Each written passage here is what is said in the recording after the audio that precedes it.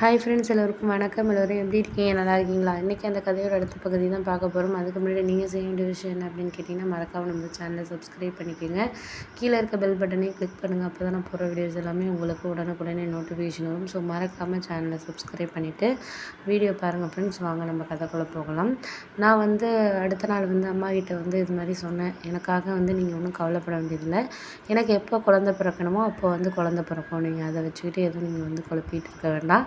எது எப்போ நடக்குதோ அது அப்பப்போ நடக்கட்டுமா, நீங்கள் எதுவுமே கண்டுக்க வேண்டாம் அப்படிங்கிற மாதிரி சொன்னோன்னே, அதுக்கப்புறம் தான் அவங்களும் புரிஞ்சுக்கிட்டாங்க. சரி, ஓகே, நம்ம பொண்ணுக்கு இப்போதைக்கு இது சரியாயில்லை அப்படிங்கிறத தாண்டி அவளுக்கு இதில் அந்தளவுக்கு ஒரு சரியான ஒரு இது இல்லை அப்படிங்கிற மாதிரி அவங்களும் புரிஞ்சுக்கிட்டாங்க. சரி, பார்த்துக்கலாம், நீ ஒன்றும் கவலைப்படாத, எதாக இருந்தாலும் நான் துணையாக இருக்கிறோம்மா, நீ ஒன்றும் கவலைப்படாத அப்படின்ட்டு எங்கள் அம்மா எனக்கு கொஞ்சம் ஆறுதல் சொன்னாங்க.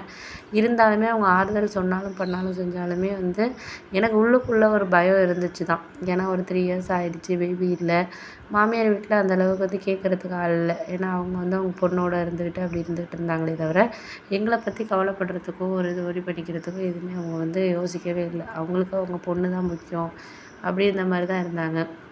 நாங்கள் பெங்களூரில் இருந்ததுனால, நாங்கள் தனியாக இருந்ததுனால யாருமே அதை பற்றி நினைக்கல. எங்கள் அம்மாவை தவிர, எங்கள் ஃபேமிலியை தவிர யாருமே இது மாதிரி ஒரு நம்ம பொண்ணுக்கு குழந்தை இல்லை, என்ன ஆக போகுது அப்படின்னு சொல்லிட்டு யாருமே எதுவுமே யோசிக்காத மாதிரி தான் இருந்தாங்க. அதனாலேயே என்ன ஆச்சுன்னா, எனக்கு மனசுக்குள்ள ஒரு பயம் இருந்துட்டு தான் இருந்துச்சு. அம்மா சொல்கிறப்பெல்லாம் ஒரு டாக்டர்கிட்ட போயிட்டு இவரே அழைச்சிட்டு போய் கன்சல்ட் பண்ணணும் அப்படின்னு நினச்சேன். இவர் என்ன சொல்கிறாருன்னா, 3 இயர்ஸ் தானே ஆகிடுது, என் ஆஃபீஸில் 5 இயர்ஸ் எல்லாம் ஆனவங்களாம் இருக்கிறாங்க. ஃபஸ்ட்டு நம்ம ஒரு வீடு வாங்குறதுக்கு ட்ரை பண்ணுவோம், அதுக்கப்புறம் குழந்தையெல்லாம் பற்றி யோசிக்கலாம். ஏன்னா 2 பேருமே ஒர்க் பண்ணுறதுனால அவர் இந்த மணி மைண்டடாகவே யோசிக்கிறாரே தவிர, நம்மளுக்கு இப்போ இருக்கிற சூழ்நிலைக்கு எப்படி நம்ம ஒரு சரியான இது பண்ணுறது அப்படிங்கிறத அவர் யோசிக்க மாட்டேன்ட்டார் அப்படின்னு தான் சொல்லணும். அடுத்த 2 நாள் கழித்து நான் சொன்னேன், இது மாதிரி நான் ஊருக்கு போகலான்னு நினைக்கிறேங்க, போயிட்டு டாக்டர்கிட்ட கன்சல்ட் பண்ணலான்னா உடனே பேச ஆரம்பிச்சிட்டாரு.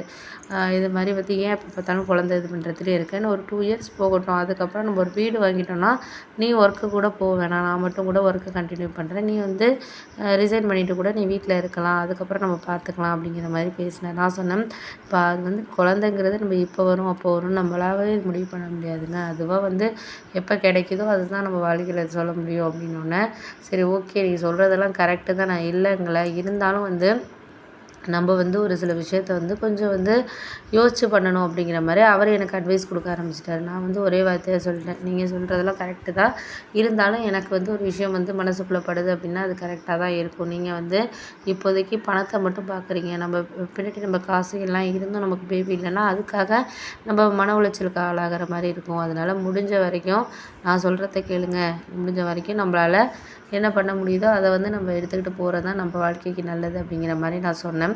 உடனே அவங்க சொன்னாங்க, சரி பார்த்துக்கலாம், நீ ஒன்றும் கவலைப்படாத, எதாக இருந்தாலும் நம்ம இது பண்ணிக்குவோம் அப்படிங்கிற மாதிரி. அதுக்கப்புறம் கொஞ்சம் சமாதானமானார். நான் ஏன்னா கொஞ்சம் அழுகிறதுனால அவர் அதுக்கப்புறம் சரி, ஓகே, நீ ஒன்றும் கவலைப்படாத, நான் பார்த்துக்கிறேன், நீ சரி, நீ ஊருக்கு 1 வாரம் போயிட்டு வா, ஆஃபீஸில் லீவ் சொல்லிட்டியான்னு கேட்டார்.